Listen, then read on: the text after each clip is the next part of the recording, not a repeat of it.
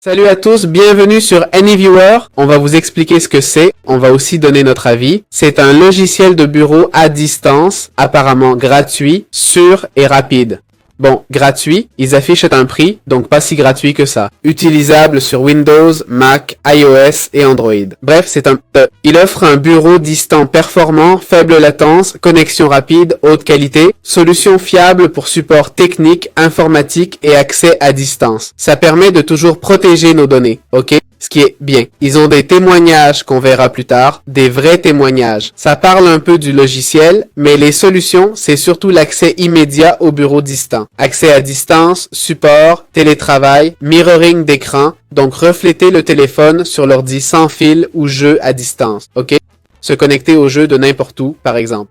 Bon, passons au prix maintenant. On voit la version gratuite. Un utilisateur, 3 appareils de connexion, 10 connectés, 2 sessions simultanées, 2 canaux, un mur d'écran et transfert de fichiers. Pour l'abonnement annuel, on peut choisir 3 ans. Wow, ou 6. L'annuel offre un utilisateur et 10 appareils de connexion, donc 10 appareils où notre compte peut se connecter. C'est ce que ça veut dire, ok? Aussi, si c'est gratuit, créez juste un nouveau compte. Et voilà, non? Ils permettent jusqu'à 100 appareils connectés et des sessions simultanées illimitées, ok? Rien, puis l'entreprise essentiellement plus rapide et tout ça. Donc, il offrait une garantie de remboursement de 15 jours sans condition. Franchement, de tous les outils vus, c'est vrai qu'il n'inclut pas d'enregistrement. C'est juste un contrôle à distance. Voyons un peu la vie des gens. Voilà Trustpilot, d'accord? On commence, attention, malheureusement, avec 2,3 et 58% d'une étoile. Ça marchait un temps, puis ça s'est arrêté, nous permettant... Ah, ça ne nous laissait plus nous connecter entre nous.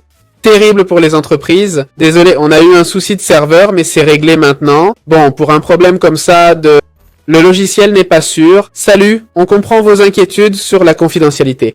Merci beaucoup. En attendant, vous pouvez réduire la fenêtre système pendant les transferts. Ici, on nous dit d'essayer un autre outil, ok? Encore une fois, attention, la plupart des avis sont en fait... Ah, on ne peut pas le désinstaller. Bon, peut-être que cette personne ne savait pas comment, hein? Ça n'a pas beaucoup de sens. Ah, ils l'ont utilisé pour accéder à mon ordi. Bon, ça pourrait être quelqu'un d'autre. Vous savez ce qui a pu se passer? Que des gens utilisent AnyViewer pour accéder aux ordis des autres. Genre...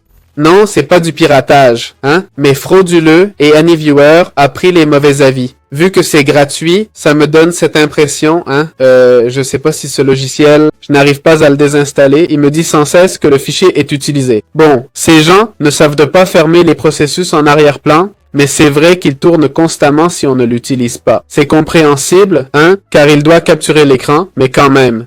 Mauvaise qualité. Bon, il y a pas mal de plaintes, hein. C'est vrai que la plupart des plaintes ne sont pas très fondées, hein. Mais bon, G2 a aussi 1,7. Donc voilà, je ne peux que dire que je ne le recommande pas.